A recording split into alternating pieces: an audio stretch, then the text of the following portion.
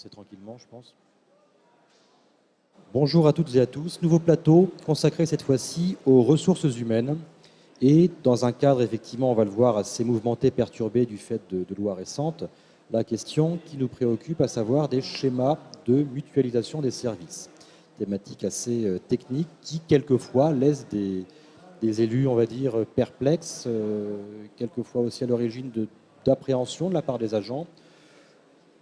Contexte de mutation territoriale important et pour les élus et pour les agents et surtout en termes de calendrier, une échéance qui est très très proche puisqu'au niveau intercommunal simplement, on parle de questions qui vont être amenées à être totalement changées au 1er janvier prochain, 1er janvier 2017. Pour débattre de ces différents sujets, nous avons le plaisir d'accueillir sur le plateau aujourd'hui Madame Valérie Chovac. Bonjour. Vous êtes directrice du centre de gestion de la fonction publique territoriale. Monsieur Hakim Jaffar, à votre gauche. Vous êtes directeur général des services de la communauté de communes des villages du Midi corrézien et vous représentez également un certain nombre d'agents. On va l'évoquer après tout à l'heure. Nous avons l'honneur également d'accueillir à ce plateau Madame Claudine Lafarge, qui dirigeait les relations avec les collectivités locales, effectivement, dans le département. Et Monsieur Didier Allais. Monsieur Allais, bonjour. Vous êtes directeur régional secteur public chez Manpower. On va voir effectivement les raisons de votre présence tout à l'heure. Alors, premier élément, on va évoquer effectivement cette question du schéma de mutualisation. Madame Lafarge, pourriez-vous nous en rappeler les grands principes, les grandes lignes finalement? Bonjour d'abord, je voudrais donc vous rappeler les grandes lignes effectivement des schémas de mutualisation qui ont été prévus par la loi RCT de 2010 pour s'appliquer donc à partir du renouvellement donc des conseils municipaux, sachant que le délai qui était prévu initialement c'était donc dans le délai d'1 an à compter du renouvellement du conseil municipal. Donc normalement ces schémas auraient dû être préparés pour le 31 mars 2015. Donc c'est la loi NOTRe qui en fait avait repoussé l'échéance au 31 décembre 2015, mais en sachant qu'on était dans un contexte donc de schéma de coopération intercommunale avec beaucoup d'évolutions de périmètre. Bien évidemment, les périmètres qui bougeaient n'ont pas forcément élaboré des schémas, notamment ceux qui étaient prévus en fusion. Par contre, ceux dont soit le périmètre ne bougeait pas, c'est-à-dire la communauté d'agglo du bassin de Brive et la communauté de communes du Pays d'Uzerche, bien évidemment, ont élaboré ces schémas dans les temps prévus par la loi. Deux autres intercos qui avaient simplement une extension de leur périmètre, en l'occurrence Tulagglo et la communauté de communes de Ventadour, ont également élaboré ces schémas dans les temps. Pour les autres, le préfet avait accepté le principe que ces schémas seraient faits plutôt dans l'année qui suivait la mise en œuvre de la loi NOTRe, c'est-à-dire d'ici la fin de l'année 2017. Je vais vous rappeler donc les grandes lignes de ces schémas. L'objectif, c'est bien d'assurer une meilleure organisation des services entre l'interco et ses communes membres, sachant que le rapport que présente le président c'est bien sûr au président de l'EPCI de préparer un rapport sur ce schéma de mutualisation. Avec tous les éléments qui vont bien, je vais vous les dire juste après. Il soumet le projet de schéma aux conseils municipaux de ces communes membres. Mais c'est seulement le conseil communautaire qui approuve ce schéma. Donc il faut bien avoir en tête que c'est un avis simple des conseils municipaux et une délibération par contre du conseil communautaire. Avec, si je comprends bien, un retard globalement observé dans la plupart des intercommunalités. Avec un retard observé dans les intercommunalités qui bougent le plus, c'est-à-dire celles qui sont en périmètre de fusion. D'accord. Voilà. Alors les grandes étapes, je vais vous rappeler de manière schématique les grandes étapes pour élaborer un schéma de mutualisation.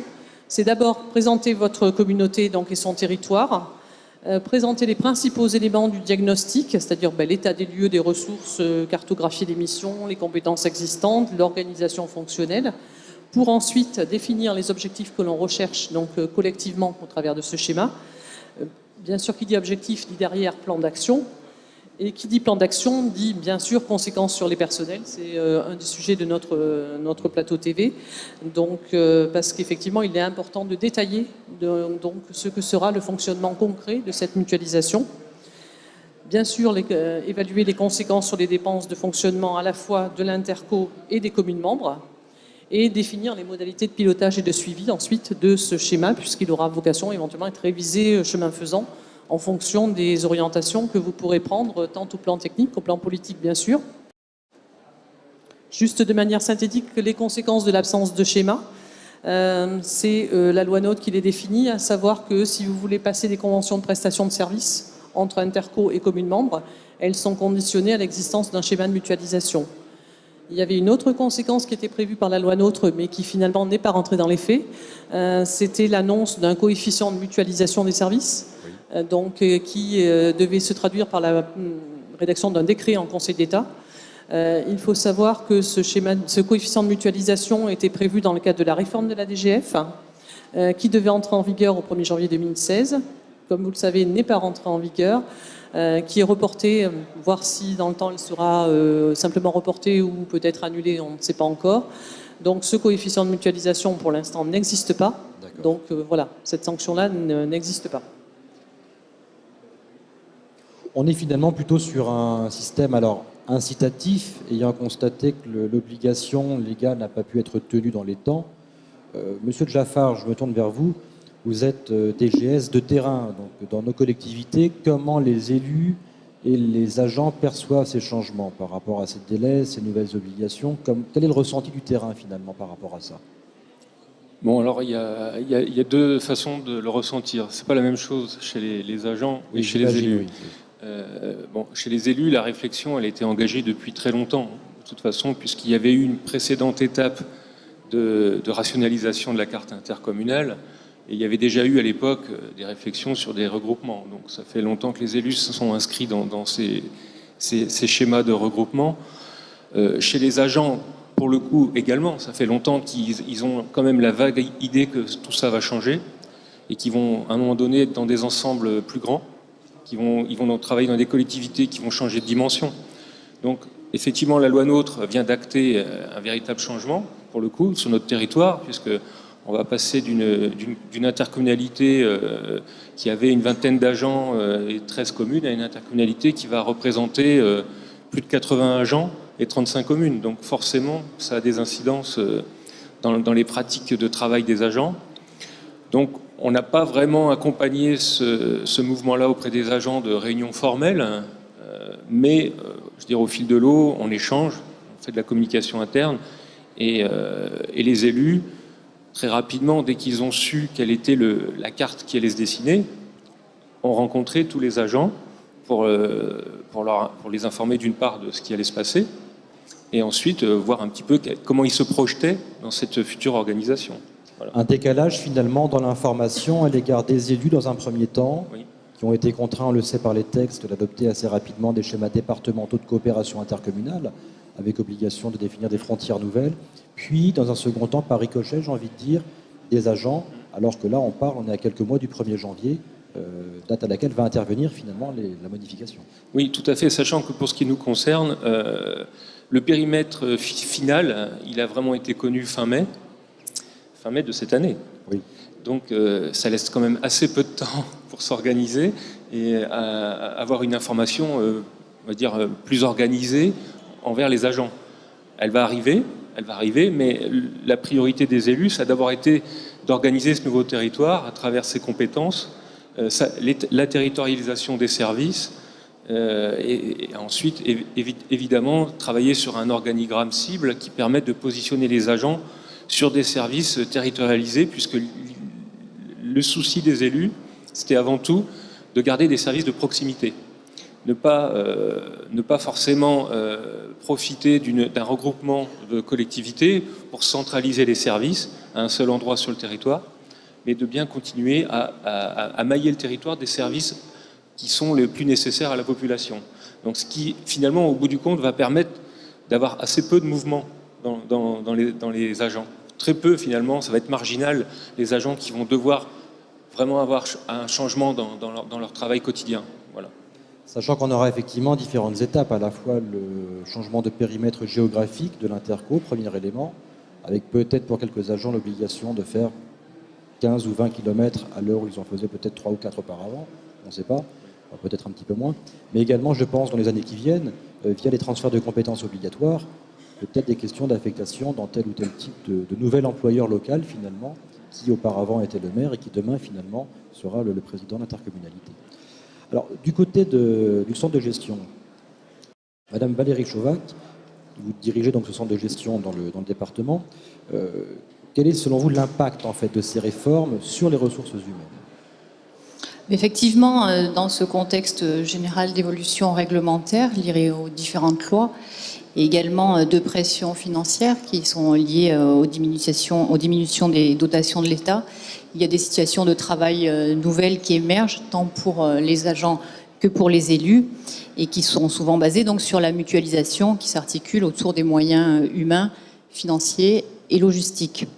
Donc forcément, compte tenu de ces différentes formes de mutualisation, cela va impliquer différents changements qui forcément vont entraîner des interrogations tant au niveau des élus qu'au niveau des agents, au niveau des collectivités, sur les choix à opérer, et puis pour les agents sur leur devenir et sur toutes les modifications que ça pourrait impacter sur leur situation de travail.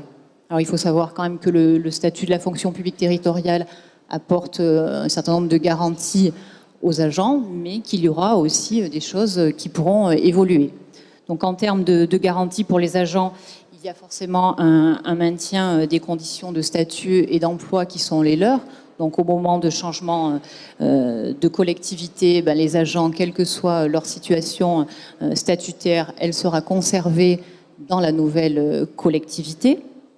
Conservation également du régime indemnitaire par rapport à ce qui existait dans les collectivités précédentes, mais conservation du régime indemnitaire dans sa structure et pas en termes forcément d'évolution. Et puis conservation aussi des droits acquis en matière de temps de travail, de formation et de congés annuels.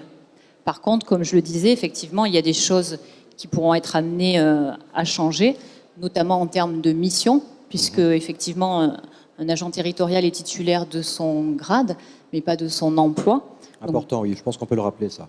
Comment ? On peut le rappeler, effectivement, voilà, c'est important. Un fonctionnaire territorial, effectivement, il est titulaire de son grade, avec des missions qui sont définies dans un statut particulier, mais ça veut dire que dans un nouveau contexte, dans une nouvelle structure, dès lors que les missions correspondent bien au statut particulier du grade détenu, elles peuvent néanmoins évoluer.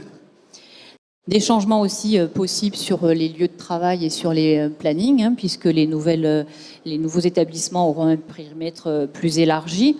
Donc ça veut dire que les agents seront en possibilité d'intervenir sur un périmètre de travail plus large, alors qu'ils peuvent générer aussi des questions pour eux en termes de déplacement, de transport, de choses comme ça. Et les plannings aussi peuvent évoluer, puisque autant de collectivités existantes au départ, autant de systèmes qui peuvent converger dans un nouvel établissement. Donc c'est vrai que les plannings aussi peuvent être amenés à évoluer.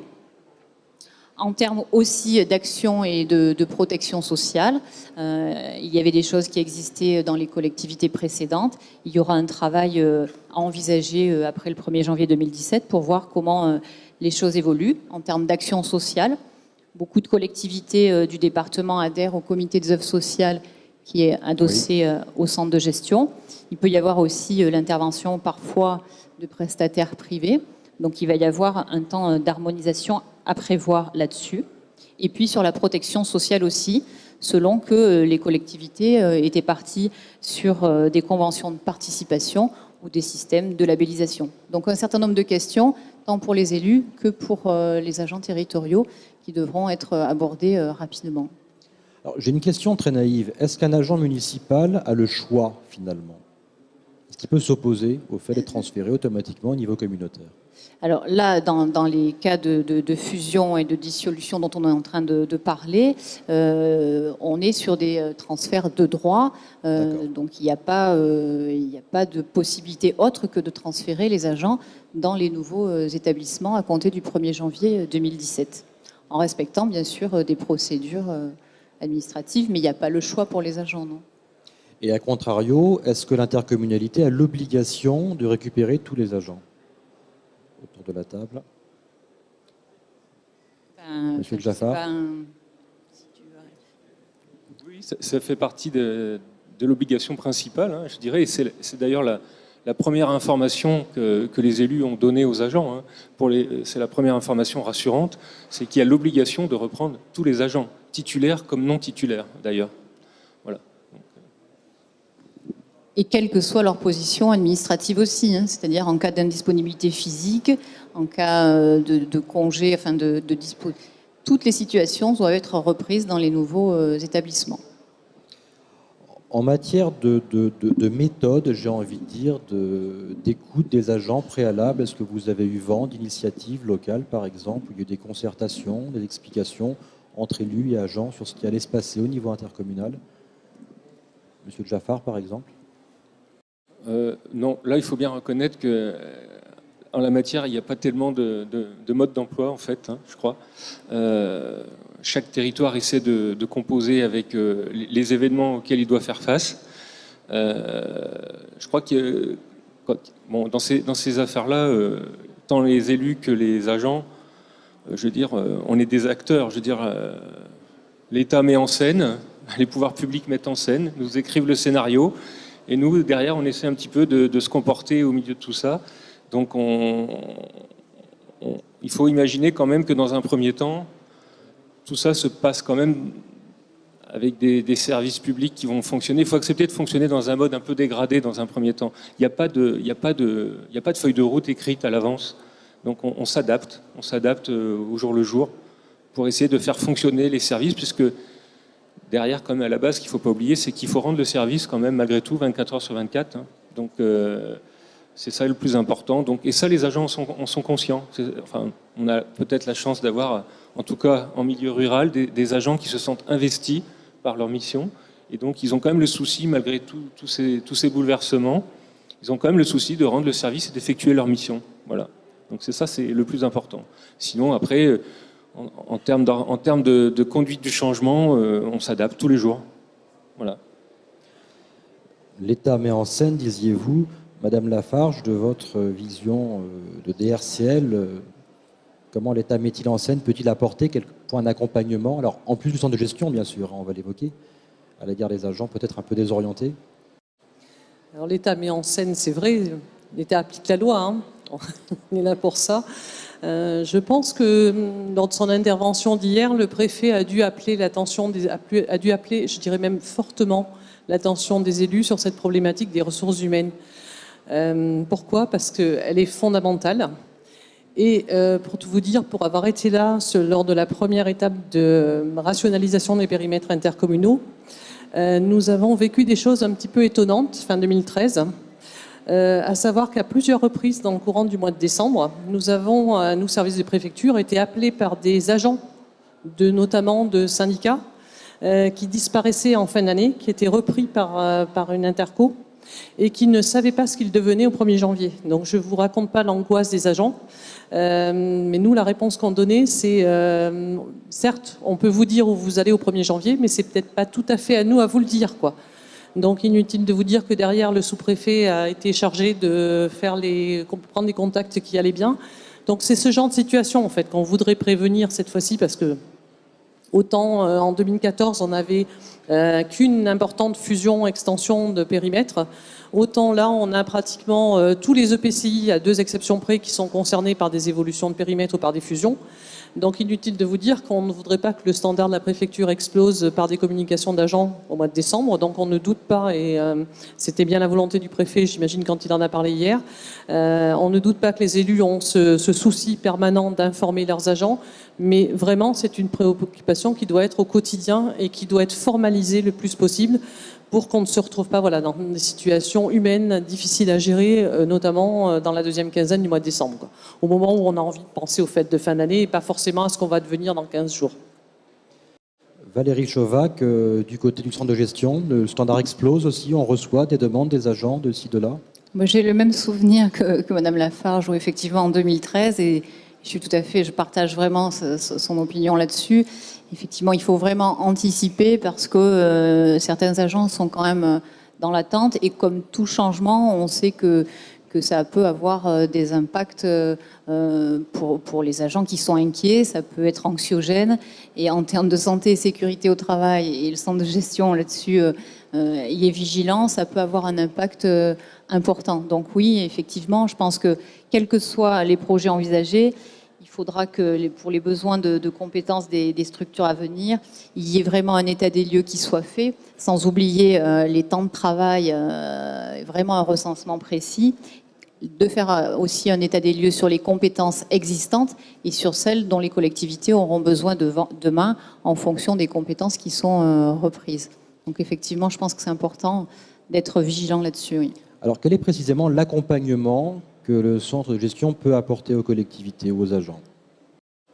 Alors l'accompagnement du centre de gestion, je pense qu'il peut passer en 2 temps. Hein. Déjà en amont de ces transferts, on accompagne les collectivités sur la partie administrative, j'allais dire, hein, donc sur toutes les instances paritaires qui doivent être saisies en amont avant les transferts, même si ce sont des transferts de droit, il y a quand même des avis des instances paritaires, CT, voire CAP parfois.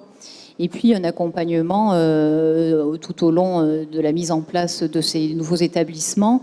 Notamment, il faut savoir que les périmètres vont être beaucoup plus élargis, donc des effectifs aussi qui peuvent être plus importants. Et il faut savoir que lorsque ces établissements vont dépasser les seuils de 50 agents, il va y avoir aussi des instances paritaires à mettre en place et donc des élections à prévoir en tout début d'année pour la mise en place des CT, CHS-CT. Et ça, je pense que là-dessus, c'est vraiment du technique où le centre de gestion peut accompagner et aider les établissements. L'accompagnement aussi se fera en termes de ressources humaines sur la mise en œuvre des nouvelles fiches de poste, tout ce qui est outils de management pour les collectivités, le centre de gestion pourra être présent. Et puis sur tout ce qui est harmonisation des temps de travail, des régimes indemnitaires. Et là, en l'occurrence, on a un nouveau système, un nouveau régime indemnitaire qui doit être mis en place. Hein. Et je pense que là-dessus, le centre de gestion pourra être présent et accompagner les collectivités. Monsieur Jaffar, en tant que DGS, cet accompagnement du centre de gestion, vous le percevez comment sur le terrain? Écoutez, avec le centre de gestion, on a toujours eu de très bonnes collaborations. Donc on a un accompagnement effectivement en ce qui concerne l'entretien individuel de fin d'année. On a eu cet accompagnement-là, puisqu'il y a eu donc cette réforme qui a nécessité de mettre en place ça pour ce qui nous concerne cette année dans la collectivité. Et d'ailleurs, pour rebondir sur ce que disait Madame Lafarge, ça a fait partie cette année des moments formalisés où l'agent a pu exprimer justement, sinon ses inquiétudes, en tout cas ses interrogations sur l'avenir, puisque moi, en fait, j'ai mené pratiquement 80% des entretiens professionnels de ma collectivité, et c'était la question qui revenait toujours. Qu'est-ce qui va se passer dans le cadre de la fusion au 1er janvier? Donc on a déjà eu ce moment d'échange à l'occasion des entretiens professionnels.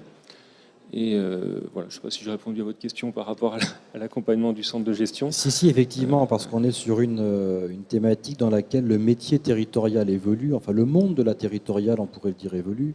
C'est vrai qu'entre l'intérim, les CDI territoriaux qui ont été légalisés, l'entretien annuel que vous évoquiez, on a longtemps été habitué dans nos communes à la notation simplement. Et aujourd'hui, on demande quelquefois aux collectivités d'avoir des méthodes de management quelque part, un petit peu inspirées du privé.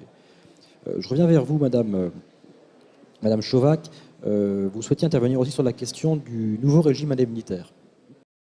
Oui, le nouveau régime indemnitaire, effectivement, doit être mis en place dans des délais assez courts. Alors, il faut savoir quand même que tous les textes permettant la mise en place de ce nouveau régime indemnitaire ne sont pas encore publiés, et notamment sur la filière technique, hein, qui sont des effectifs importants dans nos collectivités.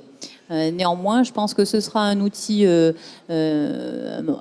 important et efficace pour traiter de la rationalisation des régimes indemnitaires dans ces nouvelles structures à partir du 1er janvier. Je l'ai dit tout à l'heure, les agents sont transférés dans des conditions de rémunération qui étaient les leurs auparavant.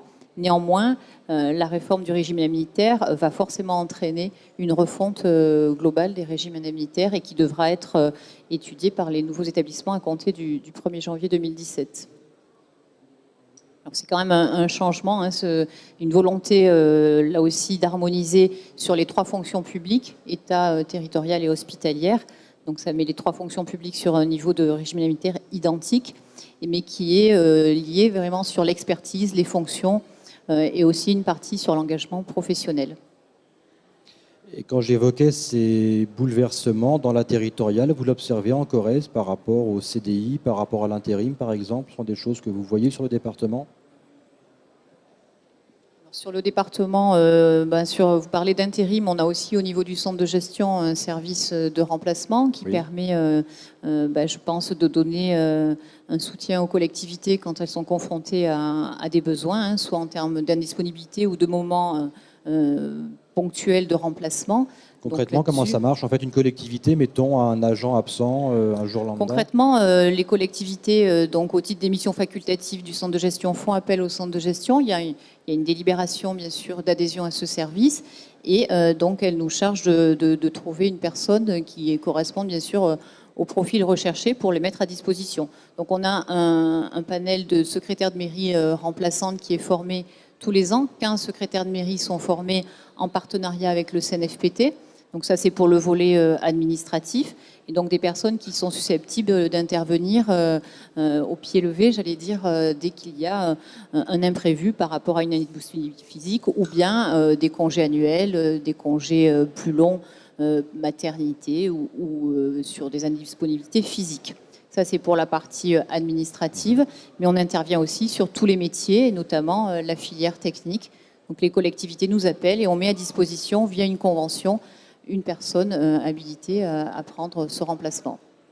Donc important de le rappeler, effectivement, une des missions du centre de gestion de prime abord finalement. Alors ce qui me conduit à me retourner vers vous, Monsieur Allais. Donc, vous êtes directeur régional, je le rappelle, secteur public chez Manpower. On constate que des structures privées telles que la vôtre finalement sont de plus souvent sollicitées par des collectivités territoriales, communes, interco en particulier, notamment pour des sujets qu'on a rapidement évoqués, pour la question de l'évaluation des agents. Comment vous intervenez dans ce cadre-là et pourquoi une société privée, effectivement, plus qu'on pourrait l'imaginer, un centre de gestion? Oui, bonjour à tous. Alors effectivement, comme le disait Madame Chovac, le centre de gestion, un service intérim qui, la plupart du temps, correspond aux attentes des collectivités. Nous sommes, nous, observés sur des métiers techniques assez précis, que nous retrouvons d'ailleurs dans le privé. Mais pour répondre à votre question sur les évaluations, dans cette période que nous observons de modification de périmètre, de structure, recherche de compétences aussi, avec la reprise de nouvelles compétences, et puis également dans la baisse de la DGF, avec une rationalisation des organisations, la recherche de la bonne personne pour le bon poste est de plus en plus prégnante.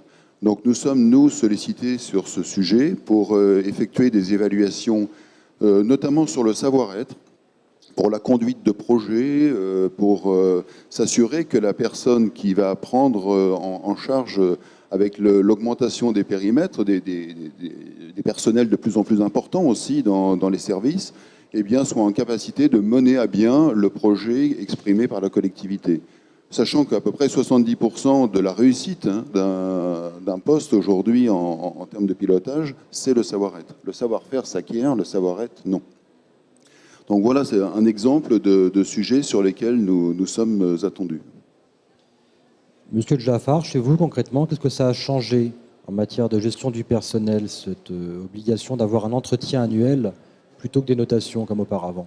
Vous avez ressenti un changement par rapport aux autres DGS, par exemple? Par rapport à d'autres DGS? Oui. Non, pas spécialement. Bon, c'est une chose à laquelle on était préparé puisqu'on savait que c'était devant nous. Ça s'est plutôt bien passé dans ma collectivité. Je pense que c'était un moment qui était attendu par les agents, puisqu'il est quand même beaucoup plus formalisé. On y consacre beaucoup plus de temps. C'est vrai que le précédent système ne donnait finalement satisfaction à personne. Donc là, la mise en place de cette évaluation annuelle a été plutôt positive dans la collectivité et bien ressentie par les agents. Plutôt un plus. Et vous pensez que côté employeur public, côté donc président communautaire ou maire, finalement simplement employeur, ça permet peut-être de mieux connaître les demandes, les besoins des agents en matière d'évolution, de carrière ou autre? Bon, le système est fait d'une telle façon qu'il y a une certaine graduation dans l'évaluation. En fait, c'est pas forcément ou l'employeur directement ou le DG qui mène les entretiens. Bon, le système a prévu que ce soit le N+1 qui mène l'entretien professionnel. Donc, selon la taille de l'organisation, c'est pas forcément le DG ou l'employeur. C'est d'ailleurs, je pense, quelque chose qui a dû être ressenti, je pense, par les élus, c'est qu'ils pensaient que ce serait eux qui mèneraient les entretiens professionnels. Et la plupart du temps, sauf pour des cas très spécifiques comme des CDI, ce n'est pas l'élu qui mène l'entretien professionnel. Donc, ça peut être le DG dans certains cas, et ça peut être un cadre intermédiaire dans d'autres cas. Donc, en fait, je ne sais plus quelle était la question. Justement, la façon, est-ce que c'est un plus finalement, et pour les agents, et pour les élus, pour connaître finalement l'aspiration voilà. Pour les élus, comme je vous le dis, effectivement, pas forcément. Au contraire, peut-être qu'il y a quelque part une certaine frustration à ne pas peut-être pouvoir rencontrer les agents à ce moment-là. Et pour les agents, effectivement, ça a été un vrai plus. Et pour un DG ou pour un cadre intermédiaire, c'est vraiment un moment pour se poser et réfléchir à l'organisation de ses services et à l'évolution des pratiques de travail. Voilà. Retravailler éventuellement les fiches de poste, travailler sur des interrogations que peuvent avoir les agents par rapport à leur mission. Oui, ça a vraiment été un plus dans le management d'une collectivité. Oui. Madame Chauvac, point de vue partagé par rapport à ce plus apporté par l'entretien annuel, selon vous, dans la territoriale, du point de vue des agents, bien sûr, parce que c'est des questions pour lesquelles on vous interroge souvent. Oui, alors il faut quand même bien noter que ça a été un bouleversement quand même pour les agents comme pour les élus, parce qu'après ce sont des textes qui avaient été prévus aussi pour l'État, qui peuvent poser quand même certaines difficultés de mise en œuvre dans les petites structures où on n'a pas une organisation très hiérarchisée. Donc parfois, effectivement, comme le soulignait Hakim, ça a pu être peut-être une déception aussi pour les élus qui avaient l'habitude, pour certains, de rencontrer quand même les agents au titre de la notation. Donc sur les petites structures, ce mécanisme a dû quand même être aménagé pour correspondre à des petites entités. Mais je pense qu'effectivement, oui, c'est un vrai plus, c'est un vrai outil aussi de management. Ça a permis pour nos collectivités corréziennes de retravailler ou de travailler sur des fiches de poste qui n'étaient pas toujours existantes. Et ça, je pense qu'en termes de management, c'est vraiment quelque chose d'important. Et aujourd'hui, on parlait tout à l'heure du nouveau régime indemnitaire, et bien là, on se rend compte que sans fiche de poste, sans organigramme, c'est compliqué de mettre en place le nouveau régime indemnitaire. Donc pour moi, oui, je pense que c'est important, cette évolution, et pour les agents et pour les élus. D'arriver à anticiper finalement en fonction des besoins pour mettre la bonne personne à la bonne place, ça j'ai bien noté. Monsieur Jaffar, je crois que votre interco a fait le choix de ne pas s'engager en fait au début dans la mise en place de ce fameux schéma de mutualisation. Comment vous appréhendez aujourd'hui la question à l'horizon de dire 2017, c'est quasiment demain? Voilà, clairement, ça va être une obligation pour la future intercommunalité. Donc c'est quelque chose qui va, je pense, en concertation avec la nouvelle équipe qui sera là au 1er janvier, c'est quelque chose qu'il va falloir mettre en place. Alors nous n'avions pas été les seuls à ne pas mettre en place les schémas de mutualisation. Je vous rassure, la plupart des intercommunalités, effectivement. Et ça avait été concerté avec les intercommunalités qui étaient pressenties pour la fusion. Mais clairement, c'est devant nous, là, pour l'année prochaine, en plus du reste. On pourrait presque dire que celles qui n'ont pas été dans les temps ont fait le bon choix. Oui, parce que je ne voyais pas tellement l'intérêt de se pencher sur un schéma d'utilisation, sur un périmètre qui allait de toute façon évoluer et inclure d'autres collectivités et d'autres agents, de toute façon. Je pense aussi que, malgré tout, ça peut être aussi un bon outil qui va permettre d'organiser cette future intercommunalité également. Puisque, voilà, nous, il faut savoir que chez nous, c'est pas que trois intercommunalités qui sont concernées par cette fusion. C'est aussi 4 syndicats.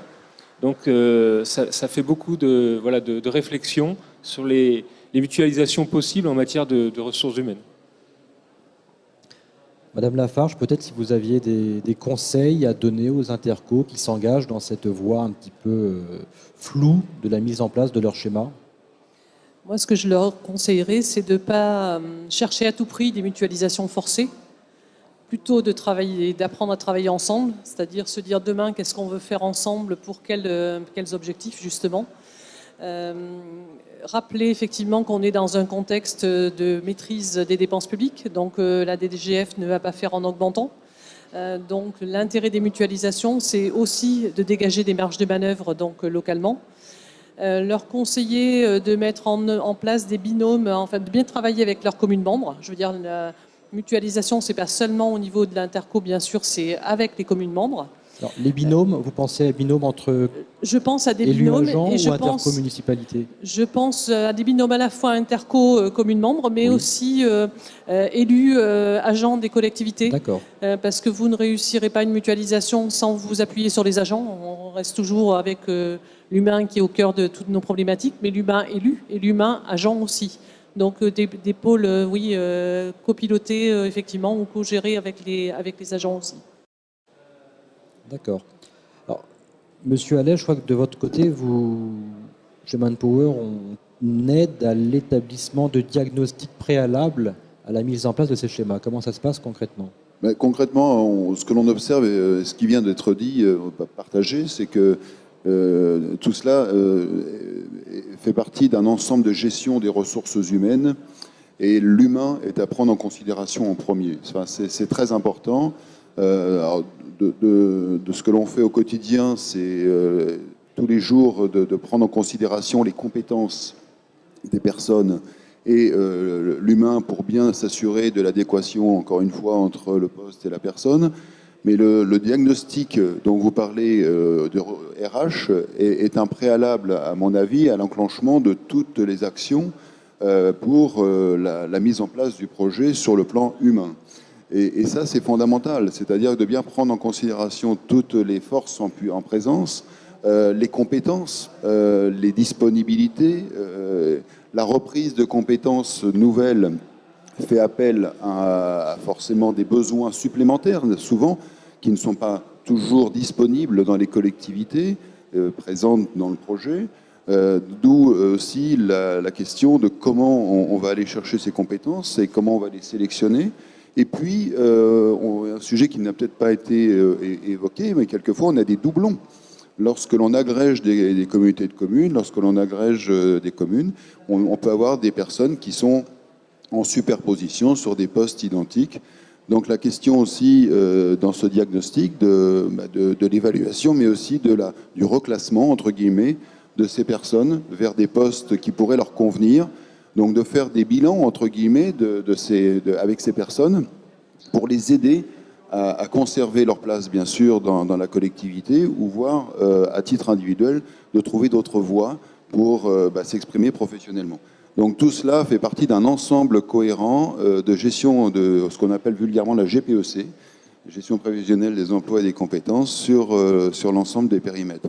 Et dans ces périodes de changement profond, c'est très très prégnant. Si on oublie ces étapes, si on passe trop vite dans la mise en place d'organisation, ce que vous disiez, madame, est fort vrai, c'est que les personnels ne comprendraient pas. Et donc il y a une souffrance, il y a des questionnements qui vous arrivent, et il y a effectivement des gens qui ne comprennent pas l'orientation et l'organisation qui va se mettre en place. Donc sur tous ces sujets-là, on essaye d'être présent et avec nos modestes compétences. Monsieur Jaffar, ces diagnostics, c'est quelque chose qui existe déjà dans nos collectivités, que les DGS ont déjà mis en place avec leurs élus. Ils n'ont pas attendu le privé pour bien faire ou ont anticipé un petit peu la démarche, j'ai envie de dire. Je ne pense pas qu'on ait attendu le privé pour bien faire, non, effectivement. Non. C'est la question, donc je réponds. Toutes les bonnes pratiques sont recevables, d'où qu'elles viennent du privé ou qu'elles viennent du public, je pense. Donc on observe ce qui se passe dans le monde du privé. On côtoie les entreprises privées régulièrement dans différents endroits. Donc il y a des échanges et les diagnostics qui viennent d'être énoncés là, on se les est posés également. La problématique des doublons, on l'a également, effectivement, même si ça reste marginal. Voilà, Et concrètement, en diagnostic, alors on va voir quoi? L'âge des agents, ceux qui ont vocation à être remplacés à N+1 Ah oui, c'est ce que vous vouliez dire. Oui, effectivement, le schéma de mutualisation, ça commence par effectivement un état des lieux sur la structuration de la ressource humaine, le type d'emploi, la répartition homme-femme, en intégrant également effectivement les personnels des communes, la pyramide des âges, les filières. Enfin, ça commence déjà par un diagnostic de la ressource humaine pour voir effectivement en fonction de la montée en puissance des compétences des collectivités, comment mettre la ressource humaine en face au moment venu. Le moment venu, est-ce que ça passe forcément par du recrutement? Est-ce qu'il n'y a pas la possibilité de faire exercer cette compétence en mutualisation avec une commune ou une autre communauté de communes? Voilà, effectivement, ça commence par un état des lieux. Monsieur Allais, oui, qui réagit. Alors c'est tout à fait vrai ce que vous dites. Et on peut regarder effectivement parmi les forces en présence, alors en fonction de type de mutualisation ascendante, descendante, etc., comment on peut placer effectivement les agents en regard avec le projet. Et dans ce diagnostic, il y a une notion de temps aussi. C'est-à-dire que l'idée, c'est de pouvoir se positionner à 4 ou 5 ans pour justement emmener l'ensemble des agents dans une logique d'évolution par rapport à la mise en place. Et ce n'est pas juste un diagnostic spot à un moment donné. On se projette bien dans une perspective d'évolution par rapport au projet. Et ça, c'est très intéressant de pouvoir caler justement ces forces dont vous exprimez avec l'ensemble des paramètres à observer, effectivement les courbes d'âge, les égalités hommes-femmes, les jeunes, ce que l'on fait des seniors, les emplois avec les TMS, les emplois en tension, etc. Tous ces sujets importants doivent être pris en considération dans le diagnostic. Oui, ce que je voudrais préciser malgré tout, c'est que ça fonctionne quand on a des constantes. Mais quand il y a des variables, ça devient compliqué de faire des prévisions. Et c'est vrai que quand l'environnement institutionnel et juridique change en permanence, c'est très difficile de faire des prévisions de ce type. On sent effectivement un contexte, on évoquait au début de plateau, de mutation territoriale qui impacte directement, frontalement, très rapidement finalement, des habitudes, des réflexes en matière de gestion, même prévisionnelle du personnel, qui s'en trouve un petit peu chamboulé. Je vois que le temps passe, donc en mot de conclusion, pour chacun d'entre vous, si vous aviez un conseil pratique à donner aux élus pour bien appréhender la mise en place de leur schéma. Je crois effectivement qu'il est important, comme on le signait tout à l'heure, que les changements soient travaillés en lien avec les agents, parce que c'est ce qui fera, et rien ne doit être négligé, y compris les aspects matériels, qui peuvent prendre des places parfois prépondérantes, mais qui feront que le changement sera accepté ou non par les agents. Donc on le soulignait, il faudra, je pense, faire le point sur les besoins de compétences de la structure à venir, mais également sur les compétences existantes au sein de ces collectivités pour pouvoir conduire à bien ces changements et accompagner les agents également dans ces changements. De manière, je pense, générale, les évolutions doivent aussi permettre aux agents concernés de les appréhender comme des opportunités d'évolution professionnelle et pas que sous un angle forcément négatif ou d'inquiétude. Je pense que ça pourra aussi générer de vraies évolutions professionnelles pour les agents et il faut que ce soit conduit donc de concert avec eux, à mon sens. Monsieur Jaffar, un conseil pratique pour nos élus? C'est plus un rappel qu'un conseil. Moi, je dirais tout simplement, il ne faut pas oublier qu'au centre de tout cela, il y a quand même le client final, pour reprendre la terminologie du privé, qui est quand même l'usager. Voilà. Donc moi, je pense qu'il ne faudrait pas perdre de vue, ce serait la boussole, que tout ça fonctionne pour rendre un service à l'usager. Voilà. Et c'est ça qu'il faut avoir comme point cardinal pour essayer de mieux accompagner tous ces changements qui arrivent. Voilà. Monsieur Allais, un conseil pratique?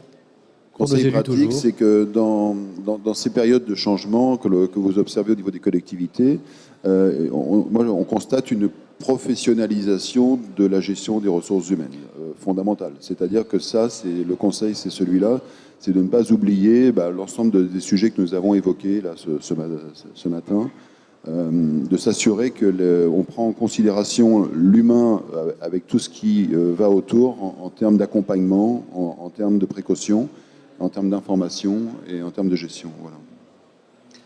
Madame Lafarge, pour conclure, le conseil pratique de la DRCL. Nous l'écoutons. Moi, ce que j'ai envie de dire, c'est que vous êtes élu jusqu'en 2020. Si j'ai un bon conseil à vous donner, faites confiance à vos équipes. Parce que certes, vous avez parfois besoin des cabinets privés, mais je pense que la plus grande confiance que vous pouvez faire, c'est à vos équipes en priorité. Le message sera passé et je pense qu'il sera bien entendu. Il me reste à vous remercier. Valérie Chauvac, donc directrice, je le rappelle, du Centre de gestion de la fonction publique territoriale. Hakim Jaffar, DGS de la communauté de communes des villages du Midi corrézien. Claudine Lafarge, donc DRCL du département de la Corrèze. Et Monsieur Allais de chez Manpower, directeur régional secteur public. Je pense qu'on peut les applaudir. Merci à vous.